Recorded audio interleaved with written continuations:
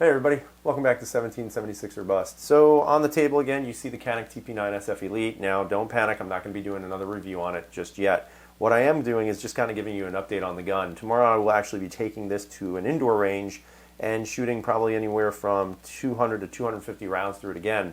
Now just to tell you, on the first video when I did it, and I did the ejection issue video, I had some comments saying that, well, it's a NATO spec gun, so you should definitely try NATO spec rounds because the pressures are different, and yes, that's great, and I totally understand that. So what I'm going to do is I'm going to test the regular 115 grain from Federal. I'm going to do that again, so I have about 150 rounds of this left over, and then I'm going to shoot a heavier round, which is just your Blazer Brass 9mm 147 grain, so it's a little bit heavier.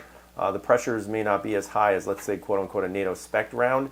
And then what I'm going to do at the end is I'm actually going to put some 9mm plus P through it. It's 147 grain.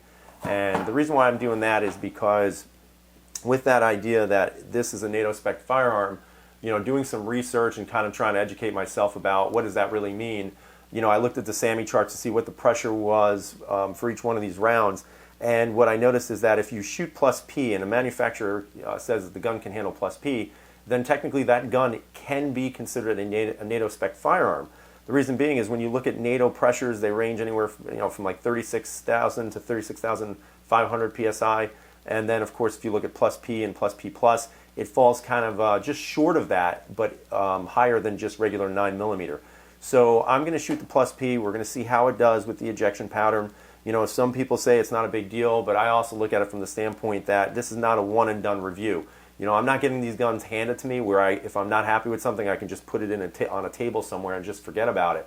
You know, these guns that I'm purchasing, I'm carrying, I'm using.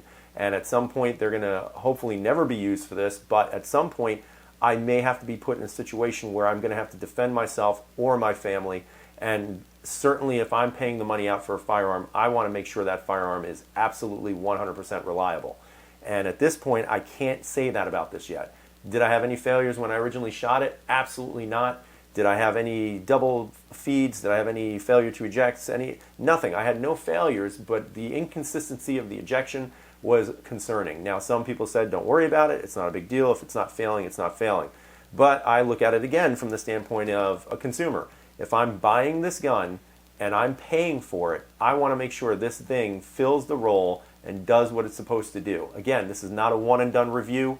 I'm not just trying to sell this to you and saying this is a great gun and they give it to me for free. Again, I put my $400 down on this pistol, bought it, I shot it, wasn't exactly impressed with what I was seeing in regards to that ejection. Although it didn't create any failures or catastrophic failures, at the same time, it's like buying a car brand new. If you have a leaky tire, and you know you don't care about it, sure, you just fill it up every once in a while, and now and then it's fine, no issues, until that tire eventually blows out, then rolls your car and kills you and everybody else inside of it. So in my opinion, if a gun is not ejecting properly with basic ammo, we're going to put it through its paces, and I'm going to see whether or not it's an ammo issue or if it's an ejector issue or a spring issue. But whatever the results are, I'm going to definitely point these out to you. If I am still not satisfied with what I'm seeing, this is going to go back to Canik, and they're going to have to remedy it. Again, consumers have a right to buy things that work as soon as they get it. And the way I look at it is, if you're going to tell me this is a great pistol, if you're going to put your name to this pistol, then you know what, guys? You better make sure this thing runs the way it's supposed to. And at this point, I have seen no other videos that have shown a consistent, hard ejection from this pistol.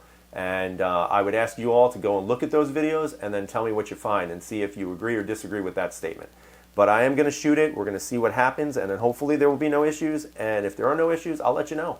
If there are some issues, I'm going to let you know that as well. But either way, this is going to be put through its paces tomorrow, and we're going to see how it does. So I hope you guys are having a great night, and hopefully you're being safe out there. And as always, freedom is never free.